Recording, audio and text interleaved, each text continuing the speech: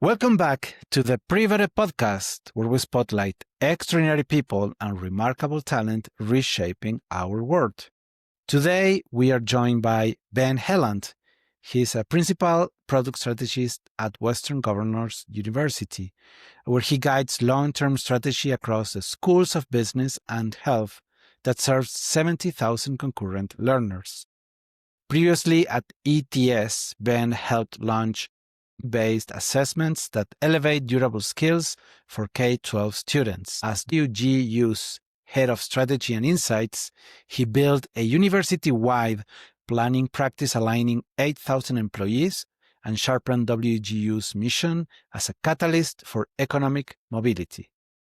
Beyond WGU, his advisory and operating work spans Hellund, Inside Track's HBCU Center of Excellence, and even turning around a small business through to acquisition. Off the clock, he's a dad to a drummer and a rock climber, spouse to a yogi social worker, an avid trail runner, and a slightly better than average guitarist, always open for swapping book recommendations, debating the Utah Utes, and he cannot resist to a Dutch bros Americano. Ben, welcome to the show. Thank you, Federico. Happy to be here. Excited for us. Awesome. I'm honored to have you here. Yeah, thank you. So at WGU, you partner with each school to develop long-term strategy.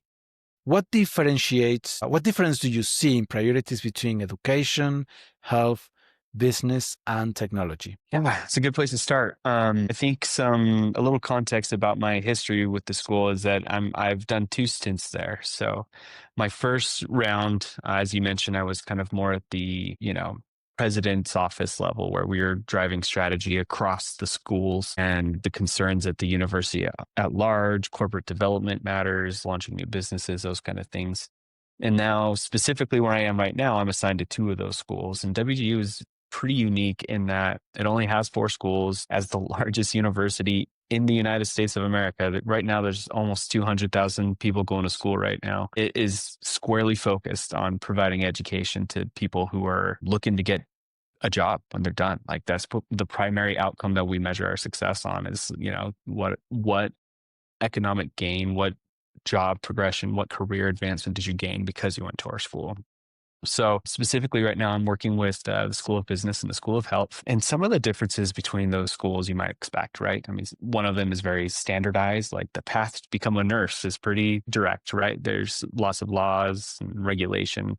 Whereas an MBA, it's pretty wide open. You can do a lot of stuff. You can have a lot of room for flexibility and those kind of things.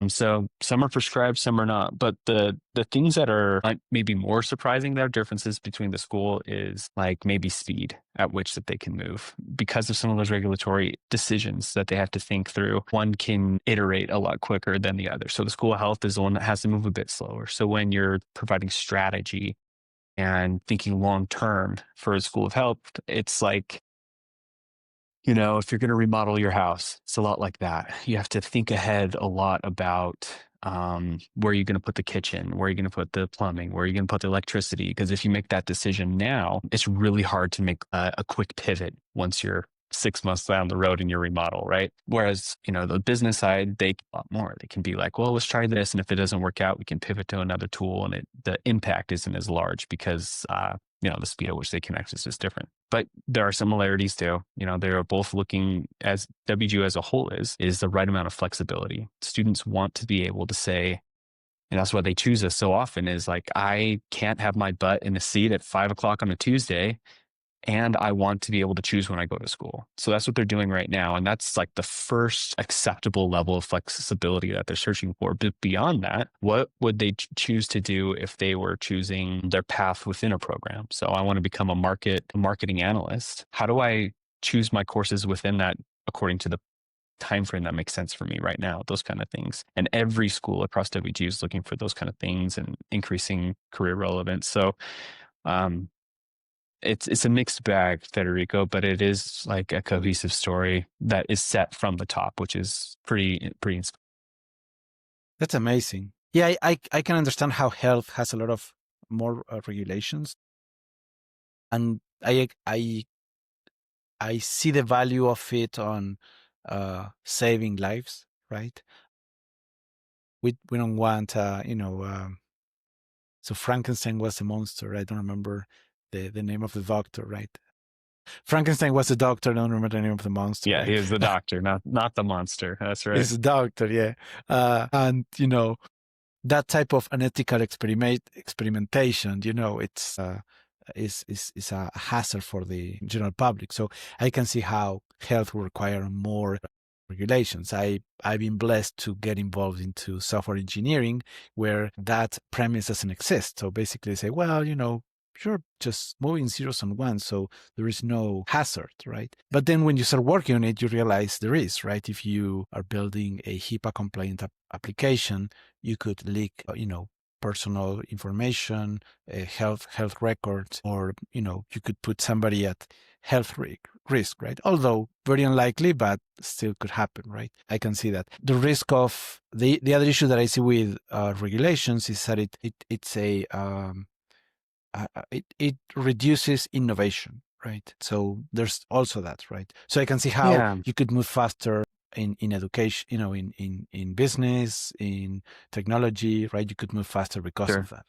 Well, yeah, it's an interesting conundrum because a lot of the rules that are set are done so from a perspective of, brick and mortar based school. So they have rules about, how much time, for example, like the Department of Education came across a year or so ago and said that from the time a student is ready to start taking their clinicals to the time that they're placed in the situation within they're going to start going to prove that they're a nurse, right? There's a 45-day window and they mandated that. Now, if you're going to a traditional university, I'm an alumni of the University of Utah. If I was taking a nursing degree there, they own a hospital. If they want to go place a student in a hospital, be like, now you're going to go practice your pediatrics, placement. It's pretty easy. WGU is not located in every state yet, specifically for pre-licensure, but exists in every state across all of WGU. And so what happens is like some of those rules are just they're not bad because at the end of the day, you want the student experience to be good, and you want to walk into a hospital someday and WGU grad's taking care of you, and they're going to know how to place a needle and read your vitals the right way. But it just creates. Yeah, I heard you say like it stifles innovation, and what I've seen is like actually the opposite.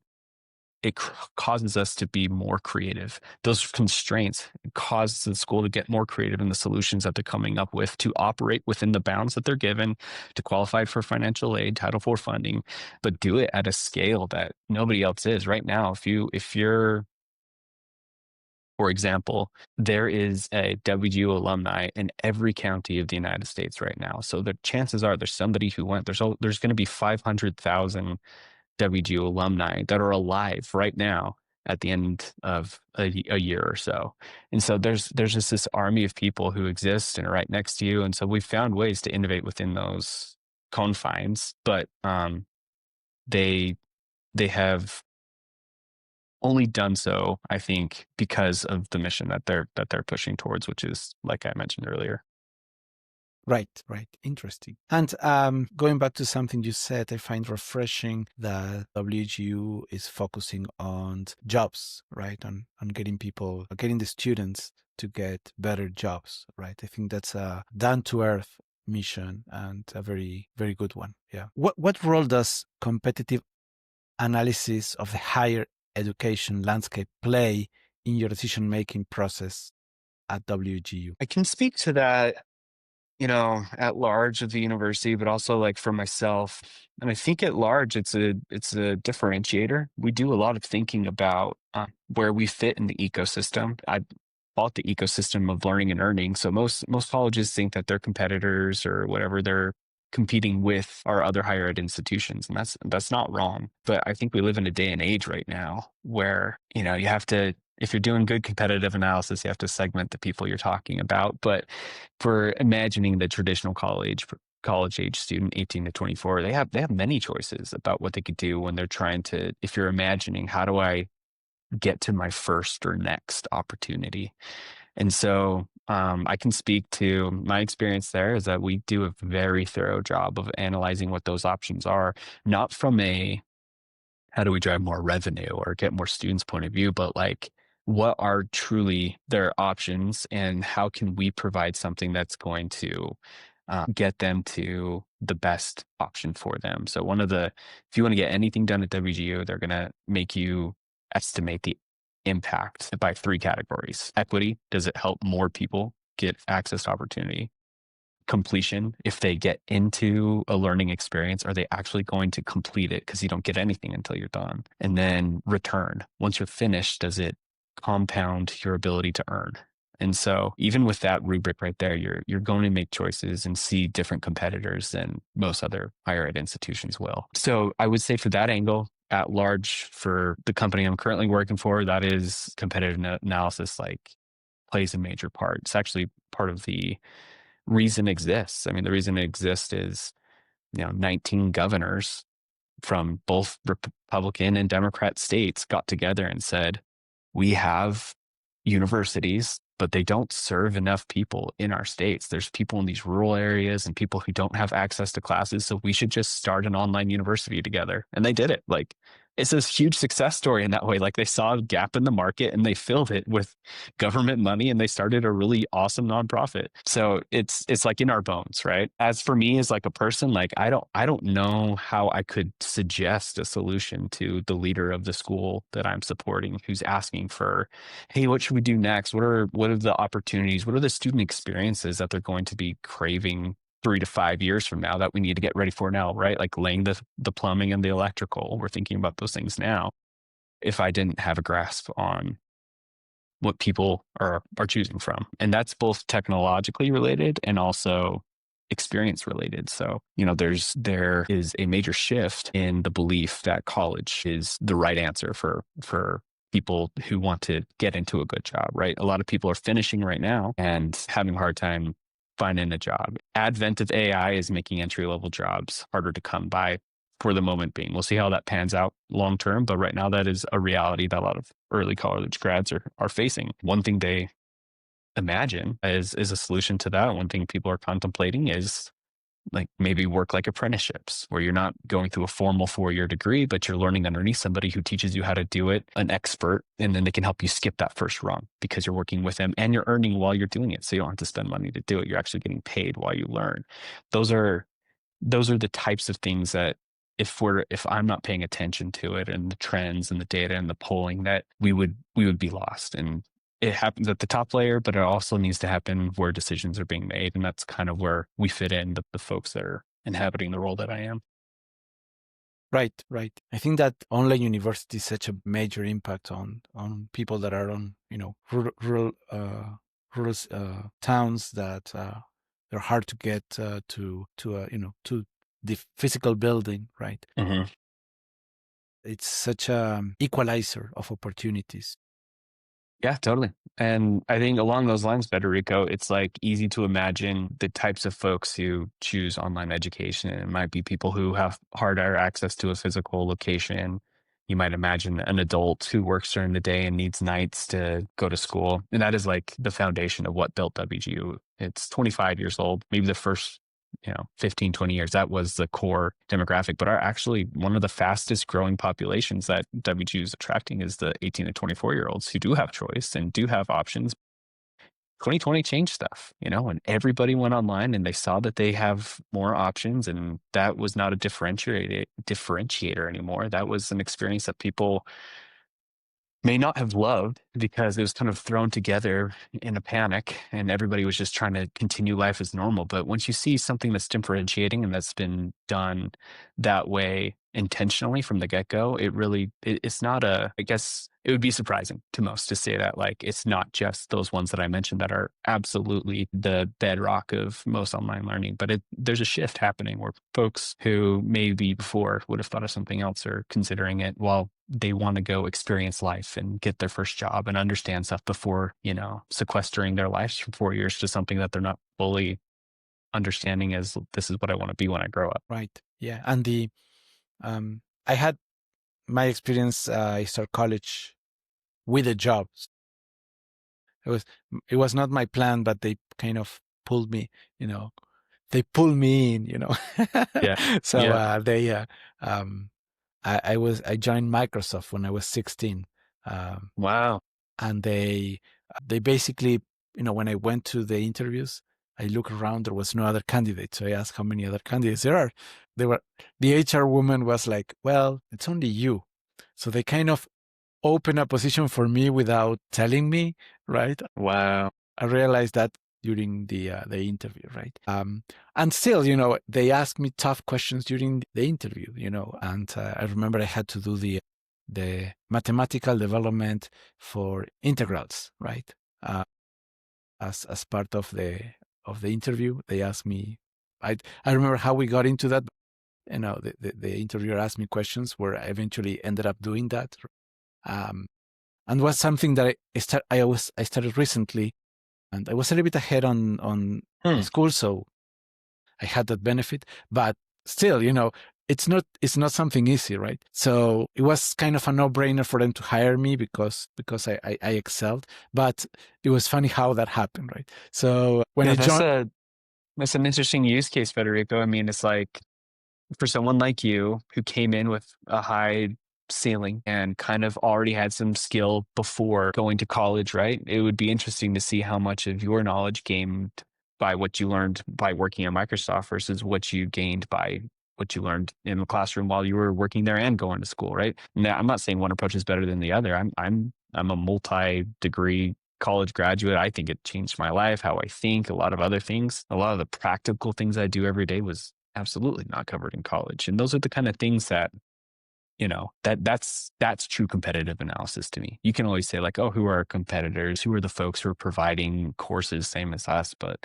when you understand the student, it's not a word we throw around a lot, the job, but essentially the consumer, the person who's buying the experience from you, that's the stuff that they're deciding between. It's like, what is going to be the path that's going to take me to what I want? Should I just go to work like Federico did? Like, should I just go work for Microsoft and get my skills that way? It seems to be, that's a lot faster and maybe more applicable. I mean, we might get into it a little bit later on in your talk, but as you get to know me a little bit more, like I'm pretty outspoken in my belief of like humanization. If you look at me up on LinkedIn, it's right there at the top. So I believe in that there are, especially in this age that we're living in right now, there are unique things that we will only be able to do that computers, in the next 5 to 10 years are going to be very slow to pick up. And knowing what those things are, I'd almost be like, yeah, get the skills on the job, but like go have an experience where you're going to become the deeper thinker, the critical thinker, the one who has durable skills that last long term. And those come in a much different way than I think passing a test on, your Python skills. Right. And the way that I see university is the role of the university is universal knowledge, right? So you are master of none, right? You don't, you have a lot of knowledge, basic knowledge that at first hand it feels that is not applicable to what you have in front of you, but it shapes you in a way that it's so profound that it actually does, right? And if you don't have the answer, it gives you the tool to actually find the answer, right? It's hard to explain it to a 18-year-old me, right? Yeah, you wouldn't be able to articulate it in a way where like you probably would have believed yourself. And that's kind of the opportunity that we have as the ones who are down the road a little bit, I think, is to provide that advice in a sensical way. The world we live in, like currently right now though, like there are qualifications. People want to see something that proves that you know how to do something. That might be a certification. It might be, a friend that they know that gives a thumbs up that says, yes, Federico can do this and you can trust him because you know me. It might be a college degree. It's the most common one. That's the universal translator that a lot of people have used for the past, 100 years, is saying, I know what this person knows because we have an exchangeable currency, a bachelor's degree, and we both know what that means kind of. And so let's accept him as qualified for this job. I think there will be more and more of those currencies of skill transference in that way. But right now, it's just, if a lot of people who choose WGU, and why I continue to like work at this place that I love, is because there's a lot of folks who know how to do what they need to do. They have a direction, they have a path. And then that little layer between them and that opportunity, I haven't found anything better, where you can find what it is that you want to do. And if it's within one of those 4 schools, you're going to get there, you're going to prove it. And when you're done, you're going to be employable, like way above most people. I think you mentioned something interesting about the piece of paper, the degree, the college degree. If as at face value is, as you said, is, oh, this person jumped all these hoops, right? Which, at face value doesn't provide any value, right? But when you get in more deep into it, it's in the process you're shaping how you think, right? And then it's more than just it's more than the sum of the parts, right? It's more than you just pass all these tests, right? It's a process, right? So I've been gaining more and more appreciation towards that, right? And then the other thing that you mentioned is that I find interesting is employability. I think that that's the other part. I've been on both sides, as student and as hiring manager, hiring from universities. And I found that disconnect at one point where the university was not understanding what were our current needs as company. And we had that disconnect. So I helped them get there to what we needed. Of course, it takes them years to do that, right? But some were able to accept the feedback and adapt, and some didn't, right? And that make a big difference on the quality of the students, right?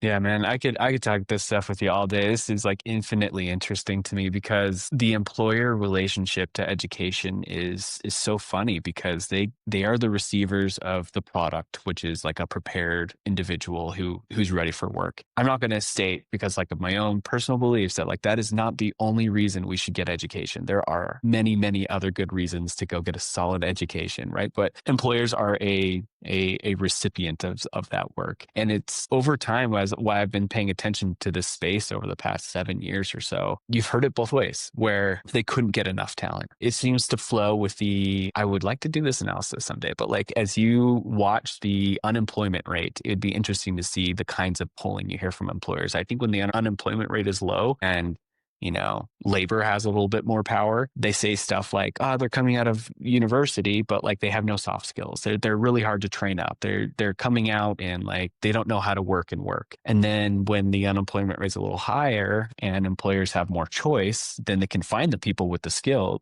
They can find the people with the soft skills and the experience, but then they don't have the technical skills that they're looking for. It's interesting. But I think the more and more you can get them involved in the process, they have skin in the game, then those gaps will close. And that is one thing that I think is like a core. Hopefully we get to do a little talking here in the next little bit about scenario-based planning, because I think that's a great approach to strategy setting. But like I would place my bets on employers getting more involved in it, which, everything has pros and cons. Like I don't want to have like hey, my 5-year-old went to Amazon school, right? That seems a little like Wall-E future, or everything is owned by a big company. But essentially, though, we do need to, if employers want to say we need to have this skill or we're lacking this, then they need to get involved in the process of creating the output that they're seeking, and more they are. Right. And I consider myself an outlier of, I don't represent the majority of students of, because I started my first company at 16. So, again, by when I joined the college, I was so ahead in the game, right?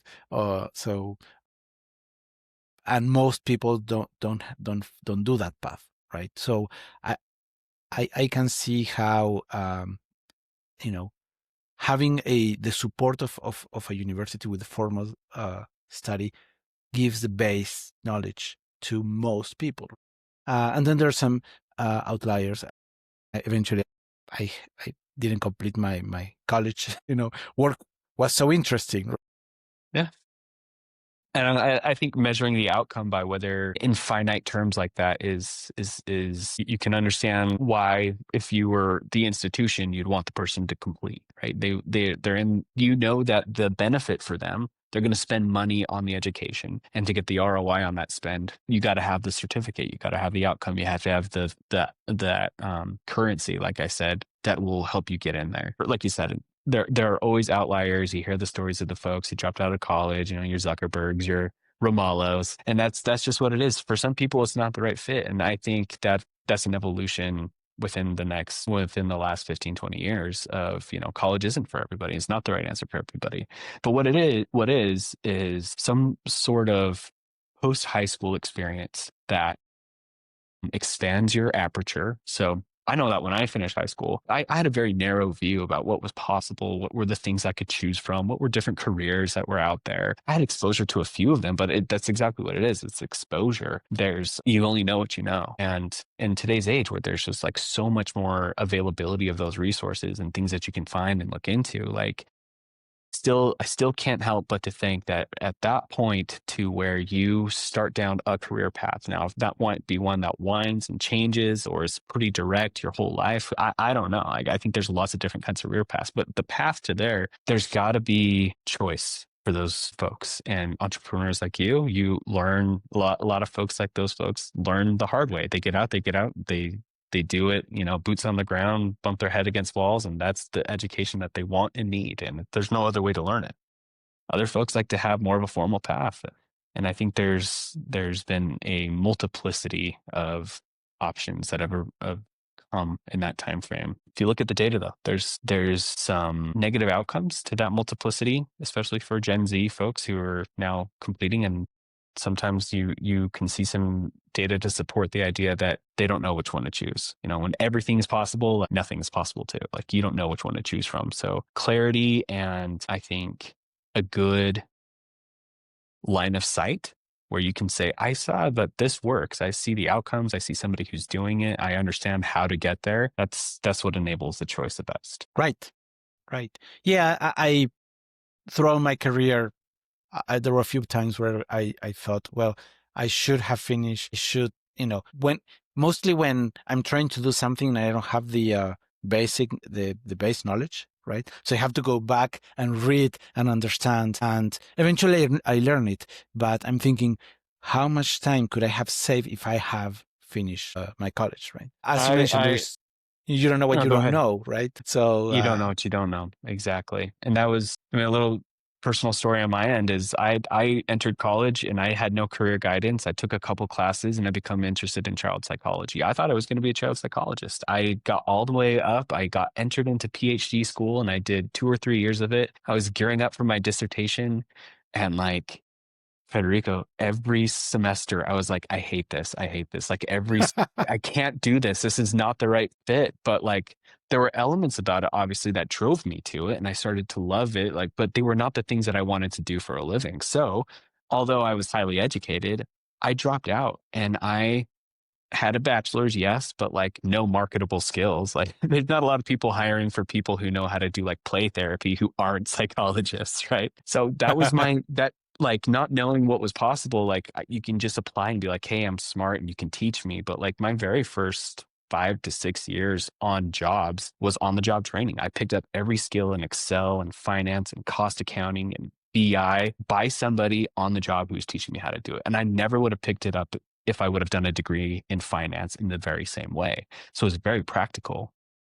But when I started getting deeper down that road, it became very apparent that like, knowing how to do tactical things was an advantage, but people were having conversations and saying things and like meetings where I just always felt like a step behind, right? Like, I didn't exactly know how the pieces fit together at large. And because that became of interest to me, there was like kind of a dividing road where I could get more technical and learn how to code and, get better at, writing my queries and stuff like that.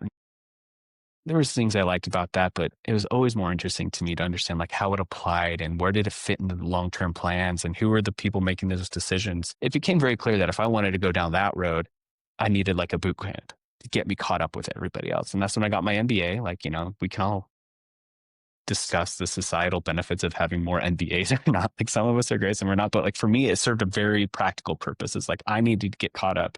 And it was super useful for me in that sense.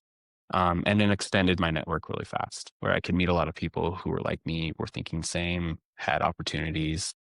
And that was my take on like my formal education. Like, I haven't had any since. I don't know if I'll have any more at that point, but like, I think maybe I'm an outlier too. And just my personal story. I know a lot of people, though, are more and more following kind of that circuitous path where it's not a direct line. There's less and less people who are saying, I knew from the age I was 12 that I was going to be a lawyer, and then they do that their whole lives. It's just, there's a lot more choice and expandability. And I think having it meet you where you're at and get you to the next step is the best reason to take on education. Right? That's like my personal philosophy. Right. And it's hard to convey to the younger generations that, after you feel that pain of have the tactics, but I don't have the strategy, right? I need the strategy. Then after you get to that point, it's hard to convey that to the young generations, right? Because they haven't felt that pain, right? Yeah, there's also ways to get it. I think there's a myriad of, this is a sense that I have. Maybe I should get some data to back it up, but I think there is a slew of people right now who are at that precipice of figuring out what they do next, and they're going to get the best advice that exists right now, which is like, go to work, go get that tactical knowledge. And then a few years down the road, once, they actually need the expertise, when these folks get into their next level of jobs, mid-career, there's going to be an influx of people who come back to a more formal education. There's lots of ways to get it. I mean, you can learn that in lots of ways, but I can't help but to think some of those folks will go seek out those experiences. So changing a little bit of topics. So both at WGU and Verudite, you've had to bridge strategy with execution. How do you ensure ambitious visions turn into tangible results? Yeah, you mentioned Verudite. That's just essentially a small startup of my own. As soon as I left WGU the first time, and WGU provided me with an experience that was just like eye-opening. I met a mentor there that changed my life. He saw in me something I never saw in myself, which is like, you can do this, and like, you're capable of more than you thought. When my time at WGU came to an end, I was like, why not if I just tried to do more of this by myself? Same kind of lens, but like impetus for that was not something I was expecting, which was like, an individual who like ignited that aperture, the opening of it for me. So yeah, I've been doing that as well as some time in this job. And that company that I'm running has done a lot of engagements with companies of lots of sizes, like you alluded to. So there's, sometimes I do work very specifically to a small business, like here locally. We had the opportunity there was a person who was trying to sell his business, and it was not ready to be sold. It was beautiful. It had existed for 20 years, but he had it on the market for about a year, and people would come in and kick the tires, but it was messy. And so we proposed to him, like, hey, what if we came in and we cleaned it up for you, and then we see how we do after that? And he gave us full reign. He said, here you go. You are acting CEO of the company for as long as it takes to get going. And we did top to bottom, everything reimagined. How does staffing work? How do we, what are the tools we use to track time? Like, who are we hiring? What's the leadership team? What are the norms about how we interact with each other? Redoing training manuals, doing a legal checkup, everything that you probably needed to do so that if somebody came in to be like, well, this is a well-run company, this is the money that it makes, this makes sense to me. And then I don't know, I learned more doing that than almost anything else I've ever done in my entire life. I felt like it was a second master's, that we're talking about formal education. I learned a lot about that sort of top to bottom thinking than I ever would have gotten in a big company where I was, a piece in the pie, a piece in the machinery. In that particular instance, he was able to have a successful exit, like way more than he probably would have gotten otherwise. And it was wonderful to see. So small things like that, strategy to execution gap, like you asked for, is pretty small. Like, what you need to do next, and the long-term plan will only come if you hit the next step. And so in that sense, like, the closer you can get to the problem, the more likely it'll turn out to the way that you can be. And in a situation like that, your proximity to the problem is pretty close. So Verudite's also done work for a large publishing company back east that does, I think it's like on the European top 100 companies, something like that. It's a massive publisher, 10,000 worldwide. They hired us to come in and do some strategic planning with their executive team. It was right when AI came out, I think we all remember March 2023, and we're like, oh, wow, this is new. This is going to change some things. And if you're in the publishing and content business, I think you probably feel that strain a little bit more. And so we walked in, and I alluded to it earlier, but one of the things that is a skill I picked up on the job while I was at WGU was this sense, a skill for scenario-based planning is the way that we did things there. And like as a brief overview, essentially what it does is you take the two biggest uncertainties in for your, you know, for your company, for your team, you could do it for yourself. And then what are the things that I do not know that will happen over the next 5 to 10 years, whatever horizon makes the most sense for you. And these really have to be things outside of your control. These have to be things that are exogenous. They're market forces. They cannot be things that you are, a decision that's going to be landed tomorrow. They have to be large forces. And then like any good consultant, you turn it into a 2x2 and you spread it out into these 4 extremes and you write stories about them. You say, in this world, this is what would happen. And you're not making a prediction. That's the power of scenario-based thinking, is like, you're not saying this is what we think is going to happen, but it stretches you further than you think you would to have to imagine what decisions you would have to make if things move in that direction. The ability of that tool is to get you out of your comfort zone. I think we all have a certain point of view that we see how things are going to go, but that's usually one line. And then what ends up happening is if you make a plan to that one line, you're betting the farm. You're saying, if it works the way that I think it will, things will be great. And I think the last 10 or 15 years of world history has taught us that, like, we don't know what's going to happen. There's a lot of unpredictability. So scenario-based planning, it forces you to go further than you would in the directions that you're unsure of, so that you can place bets in each of those quadrants. So I'm pretty sure things are going to go this way. Like, that's the one we all feel most comfortable with, or the one that we think is most likely. But, if there is something unexpected that happened, like a worldwide pandemic or something, and things drift towards this corner, we have something that we're working on in that area that we can like scale up if we need to. Because strategy at any level, Federico, is just like, what are you saying no to? You're just applying the funds that you have to the decisions you have to make. And essentially, all you have to do is say, what are we not doing? And that's a strategy. And so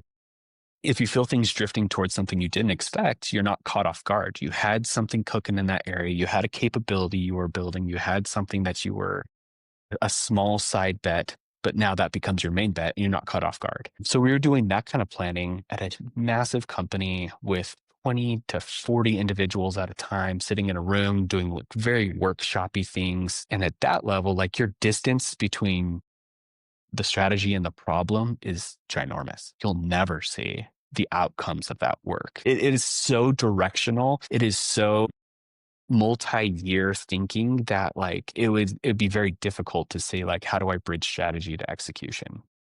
So in that sense, like, the best way to think that it's going to work is, like, you have to make sure that it still goes down to that level. The closer you are to the problem, the more likely it'll be that it'll actually happen. So yes, we're making these decisions. We're saying directionally over the 5 years, this is our main bet. But if that bet doesn't turn into an organizational structure that then turns into capability building, that then turns into yearly planning, that then turns into hiring decisions and budget plans and all that stuff, like, you have to flow it all the way down. And those are things that happens, after a company like Erudite leaves and we're no longer involved. But like, a well-run organization will take those long-term decisions and break them down into something that a frontline employee would understand their place in the plan.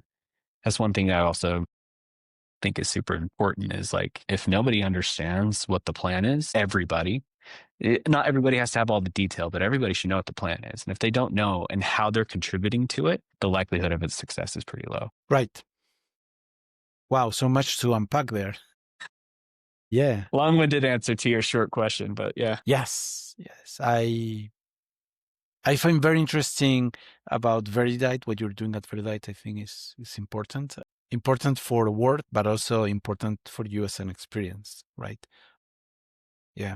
And as you mentioned, it gives you more, when you get into a company as a consultant, you can play God mode, right? Because you can basically, in all organizations, everybody becomes a little cog on the machine, on the big machine, and that kind of solidifies a structure, right? And that means that when something happening outside the company in the world, the bigger companies struggle to adapt to changes because of this, crystallized structure, if you like, right? So kind of I believe that the consultant comes to help make those changes, because it doesn't get involved into the internal politics, right? Mm-hmm. And that's why I'm calling, God mode, right? Because you come in fresh and, you can see the things are happening, and then you can just propose the necessary changes for them to happen, right? Yeah. And so I find that very interesting. And you mentioned another thing, that is this idea of scenarios, right? I think that the predictions, if you try to measure the quality of the predictions and the plans as how accurate they were, I think that's a wrong mindset to think about that, because the value of the plans is not the plan itself, is the exercise of building the plans, right? Once you build it, it's obsolete and it's kind of worthless, right? Ish, because there's still value on the plan, but the highest value is on building the plan. And as long as you have a north or a general direction of where you're going, small deviations are not going to necessarily change, that big vision that you have. Yeah. Yeah. And having those, laying out the plans allows you to think on all the possible scenarios that happen, right? So that way you are prepared for whatever happened, right? Either prepare on, I used to do these readiness plans. You will put a scenario, and then we'll put the likeliness to happen, and then the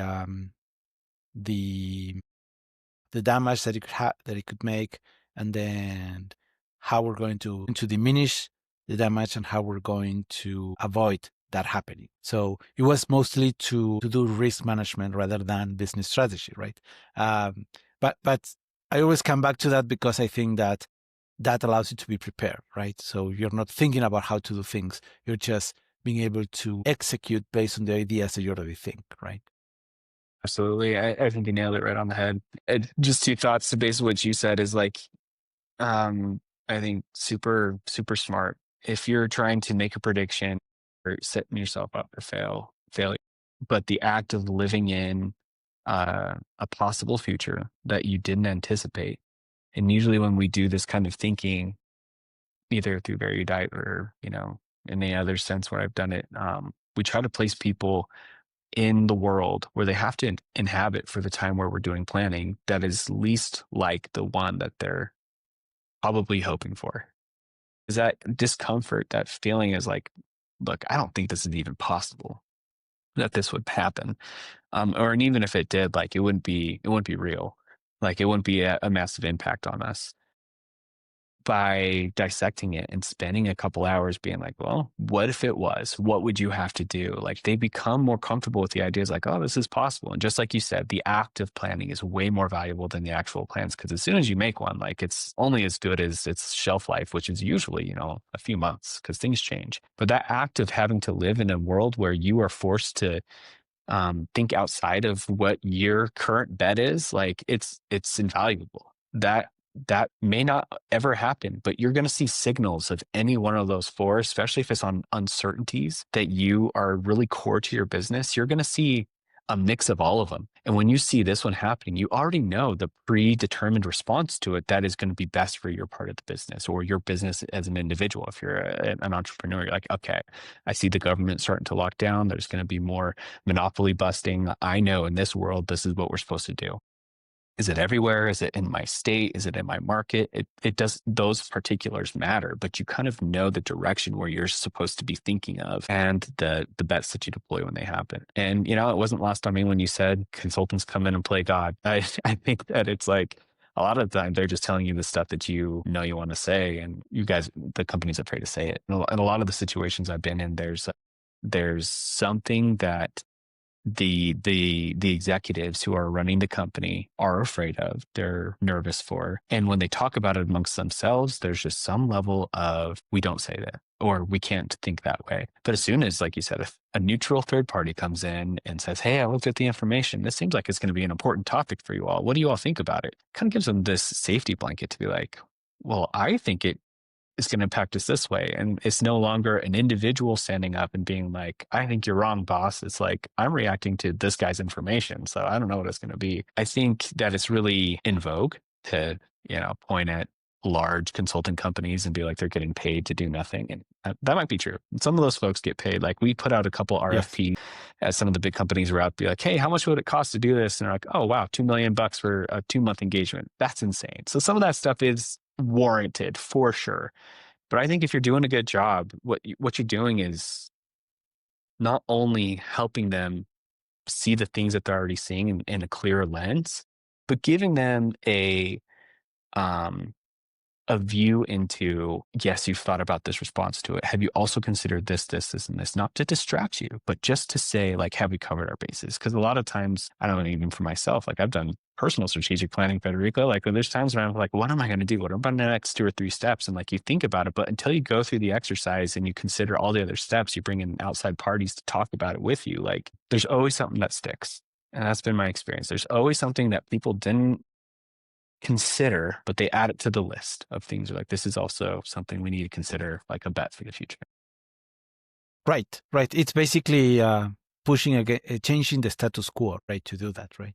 And coming as a clean slate with no skin in the game allows you to, basically make proposals that when you look at in retrospect, it sounds obvious, but, you need to be that catalyst to make that change happen, right?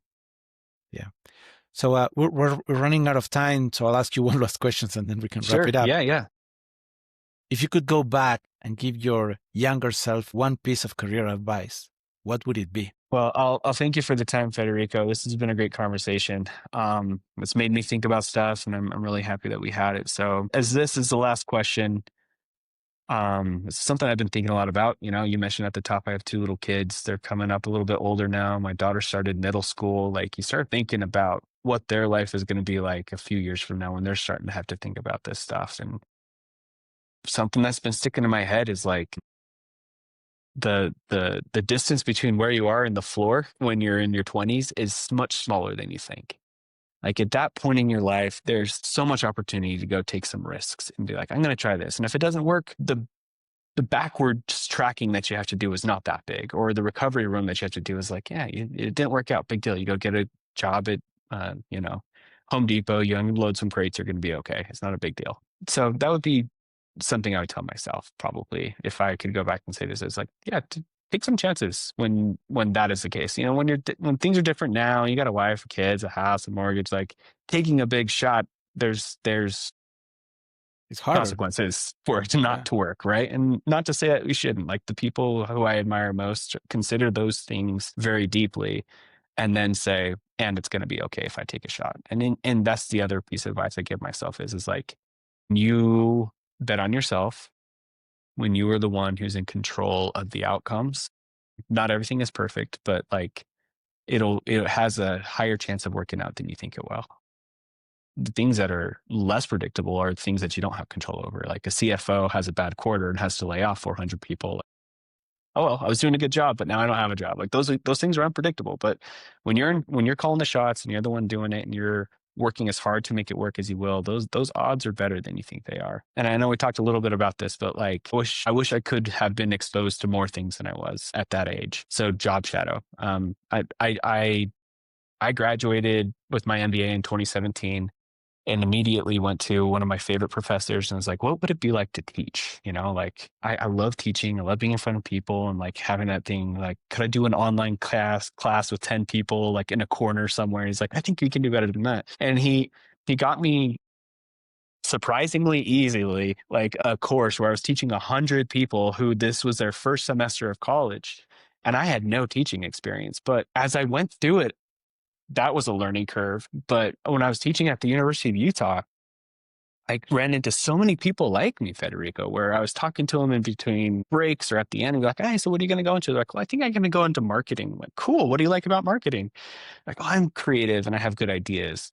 And I'd be like, that's good, but that's like 5% of marketing jobs. Most of it is like SEO optimization and analytics. Like, do you know what this job actually is? Because you're about to spend $60,000 on becoming one of these things, right? And then you don't want to get into it and not know what it is. This is just like a personal experience that I've kept having. So I just built in at the beginning of my classes, 15 minutes. I invited somebody in as like, I work in finance. This is what I do every day. this is how you become a finance person. And if I was going to do it all over again, this is the way I would get to my job, just so people would have access to information that they may not have while they were making the decision about what do I want to be when I grow up. That's a captive audience. There's 100 people at a time, but that's just like a passion of mine. There's a company that I'm asked to be an advisor for. It's called Glimpse, and that's what they're doing. They're providing very captivating 1 to 2 minute TikTok style videos of exposing people to like what's life like in this type of work so that they can have better exposure to those kind of things. I'll shout them out here because they're amazing. Glimpse.org. But that's the kind of stuff that when I look back on, I don't have many regrets. I think everything works for your good if you allow it to. I've come in contact with people who, when stuff happened that was challenging in their past, they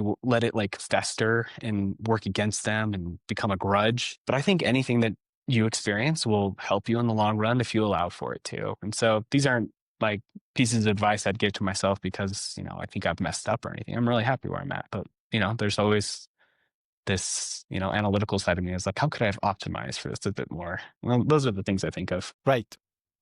Yeah. I feel the same. I mean, I feel that on my side that even the painful experiences has been, lessons learned that allow me to get where I am today. So even those, if I'm thinking, if I remove those, well, I might not be where I am now. So it was something that I need to go through. Yeah, I'm super glad I started out in psychology. It helps me every single day thinking about how people think, where they're coming from, mental frameworks, all those kind of things. Like it makes me better.